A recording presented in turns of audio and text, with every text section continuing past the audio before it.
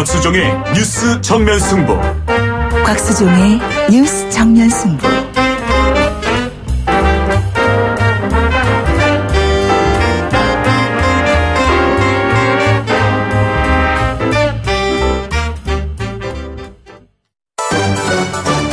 김작이 묻고 곽박이 경제로 답한다. 주파수 94.5 YTN 뉴스 FM 곽수진의 뉴스 정면 승부 3부 시작하겠습니다. 김 작가가 문을 엽니다. 네, 김 작가입니다. 요즘 엔화 환율이 계속해서 약세를 이어가고 있는데요. 네. 이런 엔화 약세는 엔캐리 트레이드에 영향을 미친다고 하더라고요. 엔캐리 트레이드가 무슨 뜻인가요? 엔화 환율이 약세다 그러니까 마치 청취자분들이 엔화가 약세다 이렇게 이해하실 것 같아서 그거부터 먼저 바로 잡을게요. 환율이 약세라고 하는 것은 환율이 떨어진다는 의미를 말씀하시는 것 같은데 달러에 비해서 엔화 환율이 떨어진다는 것은 엔화 가치가 올라간다는 의미거든요. 엔화 가치가 올라간다는 말은 일본의 금리가 올라갈 수 있다라는 말을 뜻해요. 이게 무슨 말이냐면 엔캐리 트레이드가 이제 문제가 돼요. 왜냐? 엔화를 대출받아서 금리를 비싸게 주는 위험이 높은 국가에다가 투자를 해요. 그러니까 엔화를 가지고 캐리하는 거잖아요. 공항 갈 때 짐을 캐리한다 그러잖아요. 엔화를 대출받아서 가지고 캐리해서 트레이드, 거래하는 거거든요. 그러니까 일본에 있는 많은 그 주부나 또는 연세가 많은 분들이 일본 금리가 낮잖아요. 0% 마이너스 뭐 이러니까 실질금리가. 대출을 싸게 받을 수 있잖아요. 대출을 받아서 그 돈을 가지고 해외에 나가서 한국 주식이라든지 중국의 주식이라든지 주식을 사는 거죠.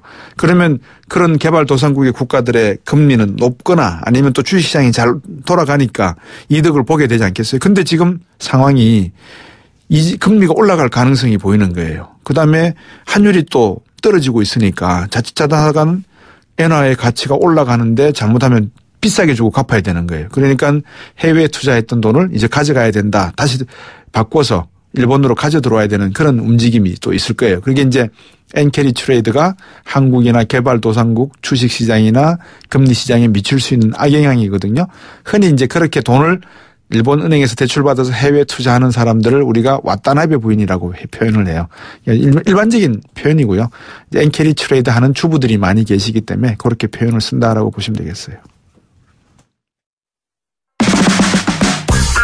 지금 여러분께서는 경제학자 곽수종 교수가 진행하는 YTN 뉴스 FM 곽수종의 뉴스 정면 승부를 듣고 계십니다.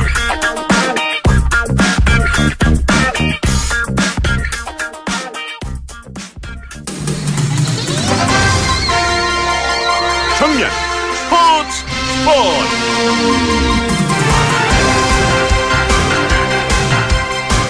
네, 뭐니 해도 스포츠 소식이 제일 부담이 없죠. 스포츠계 소식 정리해드리겠습니다. 중앙일보 박민 기자입니다. 안녕하세요. 네, 안녕하세요. 유럽 프로축구에 권장훈 선수가 뛰고 있는지 몰랐습니다. 네, 그 프랑스 디종에서 활약 중인 미드필더인데요. 네. 오늘 아미엔과 원정 경기에서 전반 15분에 동점골을 뽑아냈는데요. 동료와 패스를 주고받은 뒤에 그 왼발 가마차기 슛으로 올 시즌 3경기 연속골이자 네. 시즌 5골을 뽑아냈습니다. 그렇군요. 어떤 선수예요? 권장훈 선수는 처음 들었어요, 이름을. 네, 그 K리그 수원에서 활약을 했고요. 네. 지난 1월에 그 프랑스 디종으로 이적했는데 당시 중동팀으로부터 무려 58억 원의 영입제의를 받았었는데요. 네. 본인이 좀 더 실력을 키우고 싶다면서 유럽 도전을 택했습니다. 예. 또 박지성 선수도 굉장히 성실한 선수로 알려져 있는데요. 또 그 프랑스 선수들이 굉장히 피지컬이 좋기 때문에 또 이를 상대하기 위해서 또 지난 여름에는 또 혼자 산속에 들어가서 또 개인 훈련을 했다고 합니다. 예. 산속에 들어가서 개인 훈련했다고요? 네, 그 본인이 그 산속에 혼자 들어가서 또 그 따르는 또 스승이 있어서요. 예. 따라서 같이 개인 훈련을 하면서 또 몸집을 키웠고요. 예. 또 최근에 그 몸싸움을 하는 걸 보면 굉장히 또 많이 는 것 같습니다. 예. 갑자기 그 말씀을 들으니까 저는 옛날에 그 채배달 영화를 보면 산속에 들어가서 혼자 수련하잖아요. 그 이번 주에 월드컵 조주첨이 있습니까? 네, 그 우리나라 시간으로 이번 주 금요일 자정에 그 모스크바에서 2018 러시아 월드컵 조추첨식이 열리는데요. 예. 일단 당식은 그 피파 랭킹에 따라서 그 32개 팀이 1번부터 4번 포트까지 순서대로 8팀씩 배분되고요. 예. 또 각 포트에서 한 팀씩 뽑아서 또 A조부터 H조까지 4팀씩 배치가 되는 방식인데요. 네. 우리나라는 피파 랭킹 62위로 그 본선 진출국 중에 거의 최하위라서 이번에 뭐 호주나 일본 등과 함께 최하위 그룹인 4번 포트에 포함된 상황입니다. 뭐 이런 말씀 들으면 축구 팬들이 제에게 막 엄청나게 돌을 던지실 것 같은데 이번엔 큰 기대할 필요가 없지 않을까요? 어떻습니까? 네, 사실 우리나라가 그 본선 진출 팀 중에 거의 뭐 객관적인 전력으로 봐도 최약체이기 때문에 네. 또 아무래도 좀 그렇게 좀 기대를 저버린 팬들도 있는데요. 그 아무래도 또 부담이 없다 보면 또 이변도 연출되기 때문에 일단 그 조편성 결과를 좀 지켜봐야 될 것 같습니다. 네. 그 LG 팬들이 프로야구 팬들이 화가 났다고요? 왜 그렇습니까? 네, 최근에 일부 LG 팬들이 잠실구장에서 시위를 벌이고 있는데요. 예. 양상문 신임단장의 그 퇴진을 요구하고 있습니다. 왜요? 네, 일단 그 양 단장은 지난 시즌까지 LG 감독이었고요. 네. 또 시즌 후에 단장에 취임을 했는데요. 예. 일단 세대 교체를 이유로 또 노장인 정성훈과 손주인 이병규 등을 붙잡지 않았는데 네. 또 일부 팬들이 좀 나이가 많다는 이유로 너무 쉽게 내친 거 아니냐 또 이렇게 좀 비난을 하는 팬들이 있고요. 또 네. 일각에서는 일단 또 세대 교체 리빌딩이 필요한 만큼 또 결과는 좀 나중에 지켜봐야 될 것 같다. 또 이렇게 평가하는 의견도 있습니다. 이제 문제는 여기서 방출한 선수들이 그냥 큰 성적을 안 내면 또 모르겠는데 성적을 막 내고 막 다른 팀에서 홀홀 나르고 있으면 정말 LG 팬들은 화나겠어요. 그죠? 네, 정확한 지적이신데요. 사실 이번에 그 붙잡지 못한 정성훈 선수 같은 경우에도 올해 타율 3할 이상을 쳤고요. 예. 그리고 2015년에도 이진영 선수를 또 보호선수 명단에 제외했다가 또 KT로 갔는데 또 KT에서 또 3할 넘게 치고 타점 70타점을 올리면서 또 맹활약하면서 또 LG 팬들이 또 이런 과거 사례를 들면서 좀 실망감을 나타내는 것 같습니다. 예. 정운찬 전 총리가 저희 방송에서도 몇 번 나오셨는데 야구 좋아하시는 건 뭐 저도 알고 있거든요. 이번에 한국야구위원회 차기 총재로 지금 추천되고 있습니까? 네, 맞습니다. 그 KBO 이사회가 구본능 총재 후임으로 또 만장일치로 정운찬 전 국무총리를 네. 22대 그 KBO 총재로 추천하기로 의결을 했는데요. 예. 총회만 통과하면 그 내년부터 3년 동안 또 프로야구를 이끌게 되고요. 또 말씀하신 대로 굉장히 야구를 좋아하는 것으로 알려졌는데 또 시즌 중에도 경기장에 자주 찾아가고요. 또 라디오 특별 해설을 맡기도 했습니다. 네. 아유, 이렇게 유명한 분들은 좀 안 하시고 저같이 이렇게 야구 좋아하고 운동 좋아하는 사람 좀 추천 좀 해주면 정말 한국야구위원회를 위해서 제가 온몸을 다 바칠 생각이 있는데 오늘 말씀 잘 들었습니다. 네, 감사합니다. 네, 중앙일보 박민 기자였습니다. 곽수종의 뉴스 정면 승부.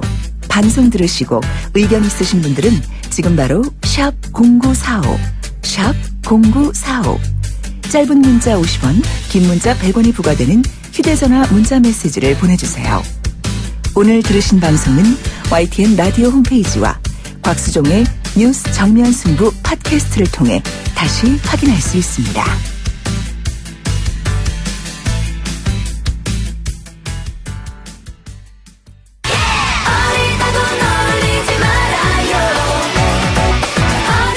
주간 아이돌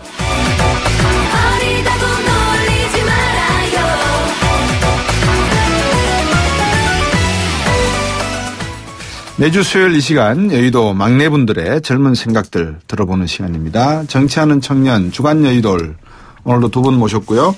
더불어민주당 정당발전위원회 장경태 의원 오셨어요. 안녕하십니까? 네, 안녕하세요. 네, 바른정당의 이준석 노원병 당협위원장도 나오셨습니다. 안녕하십니까? 네, 안녕하세요. 예. 자, 오늘 첫 주제로 북한 미사일 발사 관련된 이야기를 좀 해야 될 것 같은데 김정은은 친필 서명에다가 용감히 쏘라 했다는 거고 비행거리가 약 960km, 고도가 4,500km. 정상적으로 발사하면 앞에서 이종훈 박사도 설명해 주셨습니다만 약 사거리가 12,000km 이상. 미국 워싱턴 DC까지 타격할 수준. 김정은의 메시지, 기술적 정치적 메시지가 무엇일까요? 그러니까 원래 트럼프 대통령이 이제 한중일 방문할 때 생각해 보면은 네. 대통령이 오면은 미국의 핵심 전력들도 그 주변에 따라서 배치가 미리 됩니다. 네. 그렇기 때문에 북한이 이런 도발을 못 하고 있다가 예. 이제 그 트럼프 방문 이후 시간이 좀 지나니까 이제 다시 할 여건이 되었다 이렇게 하는 것 같은데 사실 북한 입장에서는 뭐 계속 과시해야죠. 가진 게 핵밖에 없으니까 핵하고 미사일밖에 없으니까 과시하는 건데. 다만 이제 이번에 재진입 기술 관련해 가지고 상당히 높은 고도를 쌓았다고 하기 때문에 이게 확보가 됐다고 하면 그들이 주장하는 대로 핵 기술의 완성이라 볼 수 있는 것이고 그게 안 됐으면은 그냥 뭐 타이밍상 한번 이제 환기시키려는 게 아닌가 싶습니다. 일단 이제 도널드 트럼프 대통령께서 이제 중국을 방문하시면서 어찌됐건 대북 제재에 대한 상당한 수준의 일단 진전을 보인 것으로 보입니다. 시진핑 주석과. 그래서 어찌되었건 이제 북한의 입장에서는 이제 고립화가 더 심해지고 있기 때문에 향후 미국과의 협상이 주 목적이었던 것 같고요. 기본적으로 하지만 주변국을 좀 덜 자극하기 위한 또 도발 수위를 좀 조절하기 위해서 고각으로 쏜 것으로 좀 예측이 됩니다. 그래서 이번 도발의 배경은 사실 미국과 중국에 대한 경고나 또 내부 체제에 대한 결속 이 부분에 대해서 분명히 좀 주목했던 것 같고요. 아마도 이 중국이 요즘 들어서 좀 대북 제재에 조금 동참하고 있는 어떤 노력을 하고 있는데 거기에 대한 불만이 사실 가장 좀 많이 드러나지 않았나 이런 예측도 해봅니다. 이번에 발사 직후 2분 만에 대통령에게 직접 보고가 되지 않았습니까? 결국 즉시 보고가 됐을 정도로 이미 징후를 포착하고 있을 가능성이 매우 높습니다. 그 뭐 울산 지역이라든지 아니면은 뭐 이 전투기 폭음 소리, 굉음 소리가 뭐 계속 들렸다는 이런 시민들의 제보도 있었고 또 판문점 안에서 기순영사, 그러니까 JSA 기순영사가 있을 당시에도 미군 정찰기 세 종류가 떠서 상공에서 뭔가를 얻어내고 있었다는 내용을 보서는 충분히 한미 양국에서 이 내용은 숙지하고 있었던 내용인 것 같고요. 결론은 또 하나는 내년에 이제 북한 정권 수립 70주년 되는 해라고 하는데 결국 70주년 되는 시점에 핵무기를 가진 강성 국가로서의 결정을 한 방 날려야 되지 않겠습니까? 어떻게 보십니까? 가능할까요? 실제로 제가 봤을 때는 뭐 70년이 되는 해라 할지라도 어쨌든 무기로서 뭐 일반 주민들에게 체감할 수 있는 결과를 주기 쉽지가 않거든요. 그렇기 때문에 경제적인 면에 성과가 나야 될 텐데 그게 안 되는 것이 김정은 레짐 한계인 것 같고 다만 이제 제재가 오히려 더 강해질 거 아닙니까? 그러다 보니까 어느 때보다 빈곤한 이 70주년을 지내지 않을까라는 생각을 오히려 하게 됩니다. 일단 안보리에서 7월 두 차례 미사일 시험 발사에 대한 대응으로 8월 5일 날 결의안 2371호 채택했고요. 또 북한산 석탄 및 수산물 구매를 금지했습니다. 9월 3일에는 북한이 6차 핵실험을 강행하자 또 2375호 결의안을 또 결의하면서 북한에 대한 천연가스 공급을 중지시켰고 또 북한산 의료품 구매를 금지했습니다. 문제는 북한이 이 제재에 이제 점점 만성이 돼가고 있다는 겁니다. 결국 이 경제적 제재에 중국이 동참하면서 압박이 심화되긴 했지만 결국 중국은 아직도 유엔 제재에서 식량 판매를 금지하지 않고 있지 않습니까? 어찌됐건 인도적인 차원에서 식량만큼은 금지를 하지 않고 있는데 이 부분에 대해서 마지막 벼랑 끝 전술을 하고 있는 것이 아닌가. 결국 이 경제 체제는 핵무기를 개발하기 위한 최소한만 갖춰줘도 우리는 계속 개발하겠다 이런 체제이기 때문에 이미 만성화되어 있고 결국 이 중국이 이제 다음 달 10일이면 직물 섬유 수입을 전면 중단하고 수산물 밀무역 단속을 강화하고 있습니다. 지금 현재. 그래서 이 과연 내년 1월 9일 날 중국 내 북중 합작 기업을 퇴출한 등의 중국이 책임을 다할지 사실 이 부분이 아마 대북 제재에 대한 완성을 아마 증명할 것 같습니다. 저기 죄송한데 혹시 장경태 의원 제가 전공 여쭤봐도 되겠습니까? 저는 석사는 정치학이고요. 박사는 행정학 하고 있습니다. 행정학 하고 계시는군요. 이준석 최고위원에게 제가 이 질문을 한번 드려볼 테니까 장경태 의원께서 제가 지금 드리는 질문에 나름대로도 한번 판단을 주시면 고맙겠어요. 왜냐하면 제 컴퓨터 엔지니어링을 전공한 분이라서 지금 북한이 가지고 있는 그 전자폭탄 있죠. 능력이 어느 정도고 지금 그 미국의 항공모함이 3개가 와 있고 이스스 구축함이 있으면서 지금 연일 사고를 내고 있거든요. 그렇죠. 이것이 어떤 면에서는 저는 이렇게 상상도를 그리는 겁니다. 미국이 상용적인 정보통신 기술을 해외에서 수입할 수 있어서 그거를 해군이나 많은 장비에다가 지금 도입을 했다고 제가 들었어요. 그렇죠. 그렇다 그러면 중국산이 들어갔다 그러면 중국산이 그거를 팔 때 그 반도체라든지 아니면 중요 그 CPU 안에 일종의 그 핵폭탄을 전자폭탄을 쉽게 받아들일 수 있거나 아니면 그 안에서 어떤 그 뭐라 그럽니까? 바이러스를 먹일 수 있는 그런 것들이 있다면 지금 미국이 겪고 있는 이런 여러 가지 그 이스즈함의 최첨단함의 어떤 사고 이런 것들이 예고된 사고가 아니겠는가. 미국은 여기에 대해서 한번 조사를 할 필요가 있지 않나 싶은데. 조사할 필요는 있겠지만 미국 같은 경우는 국방무기에 대해 가지고 자국산 제품을 거의 고수하고 있거든요. 내부품까지도. 그래서 하다못해 예를 들어 가장 최근의 전투기에도 보면은 가장 신뢰성이 담보된 구형 CPU들을 쓰고 있다 뭐 이런 얘기가 나오거든요. 예. 그렇기 때문에 아직까지 뭐 중국산 반도체 제품이나 전자제품들이 상용으로 많이 들어가진 않았을 것이다 이렇게 판단하고 있고요. 다만 이제 무슨 무기든지 간에 원래 실전 상황이 되면은 그동안 체크되지 않았던 루틴들이 있기 때문에 항상 사고가 많이 발생하는 편이고 미국 무기도 아무리 뭐 세계에서 우수한 무기를 할지라도 그런 과정을 겪고 있는 것이 아닌가. 우리 자국산 무기들만 하더라도 우리나라 무기들도 평소에 잘 돌아가다가 야전 시험해보면은 퍼지는 거 많거든요. 보면은 그런 맥락에서 봐야 될 것 같고 전자전이라는 건 이제 핵을 개발하면 거기에 EMP라는 것이 이제 따라오고 네. 전자전은 또 다른 별개의 어떤 전파 교란 이런 것인데 네. EMP와 전파 교란은 다르긴 하지만은 EMP 같은 경우에는 우리나라가 오히려 기반 산업이 지금 거기에 대응이 안 되어 있는 상황이기 때문에 예, 뭐 오히려 군용 무기 같은 경우에는 상당 부분 대응이 돼 있다, 방어가 되어 있다. 하지만 말 그대로 우리 일반적으로 사용하는 하다못해 방송국에 있는 전자 장비들 같은 경우도 안전하지 않을 거다라는 게 전문가들의 견해죠. 예. 우리 장희태 의원 좀 아시는 아마 얼마 전에도 그래서 미국도 이제 좀 중단되어 왔던 EMP위원회나 기술 개발에 대해서 다시 한번 재가동하고 있지 않습니까? 네. 결국 북한 무기를 이제는 뭐 무력화하기 위한 예전에 2006년에 1차 핵실험 위기 때 나왔던 서지컬 스트라이크가 이제 불가능한 상황이라고 이제 판단한 거겠죠. 예. 결국 이 전자장비 기기들을 무력화하면서 아마 북한의 핵무기의 사용을 그런 도발들을 아마 좀 억제하려고 하는 것 같습니다. 예. 김정은이가 지금 이렇게 뭐라 그럴까요? 뭐 기고만장하다는 표현을 써도 될는지 모르겠습니다만 경제가 지금 단단하다라는 이야기가 나오거든요. 북한의 경제 성장률이 4% 가깝게 나오고 있다.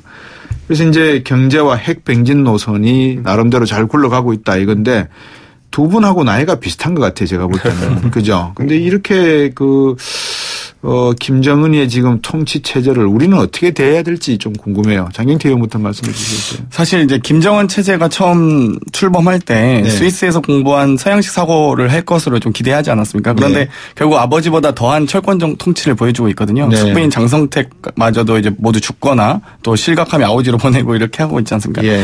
이 어찌되었건 문제는 빠른 시간 안에 상당한 이 체제를 갖추고 있다는 겁니다. 공고히 다져가고 있는 것으로 보이고요.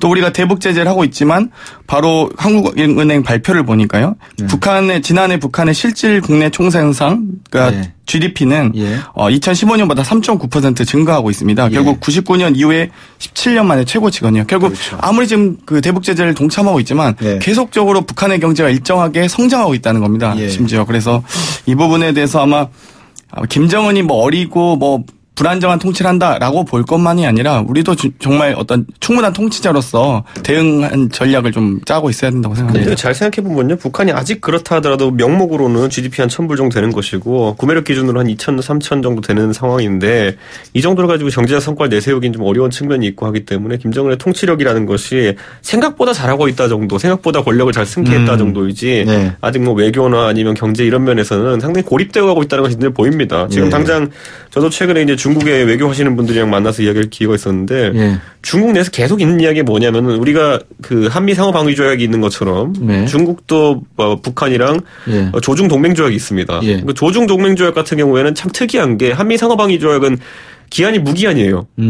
한쪽에서 폐기하겠다 하지 않는 한 계속 유지됩니다. 근데 조중 이제 동맹 조약 같은 경우에는 20년마다 갱신되게 돼 있어요. 근데 이게 61년에 이게 처음 체결돼 가지고 한쪽이 파기하지 않으면 20년 자동 갱신되는 형태인데 61년, 81년, 2001년. 근데 2021년이거든요. 이게 3년 남았는데 지금 중국 내 이제 외교관이나 이제 지식인들이 하는 말이 이걸 빨리 폐기해야 된다. 연장하지 말아야 된다는 얘기가 나오고 있다고 하는데 김정은이 실제로 지금 저렇게 중국의 고자세로 나가고 있기도 하지만은 한쪽 이면에는 지금 외교적으로 그 큰 난제를 풀어나가기 위한 벼랑끝 전술이다라 보는 것이 옳기 때문에 저게 과연 중국한테 계속 먹힐까라는 건 한번 생각해 봐야 될 것 같습니다. 자, 간단하게 한번 트럼프 대 김정은 UFC 챔피언이면 제가 예측하겠는데 이 누가 이길까요?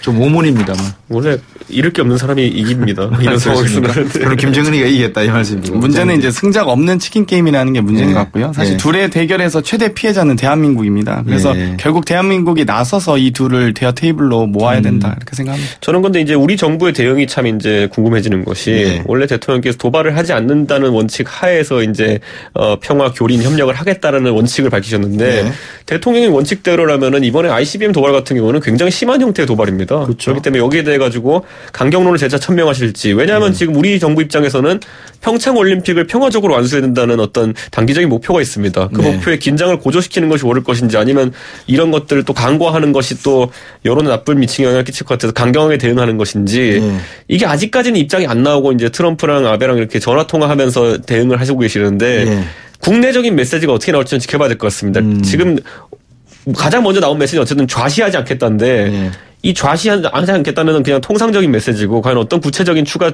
제재나 조치가 있을지 좀 지켜봐야 될 것 같습니다. 장인태 의원 제가 다음에 저 4부에 돌아오면 요 질문 하나 여쭙고 좀 가야 될 게 있어서 제가 4부에는 요거로 질문을 먼저 드리고 4부 시작하도록 하겠습니다. 청취자 여러분 지금 뉴스 정면 승부 정치하는 청년 주간 여의돌 더불어민주당 정당발전위원회의 장경태 의원 바른정당 이준석 노원병 당협위원장 두 분과 함께하고 있습니다. 잠시 후에 가겠습니다.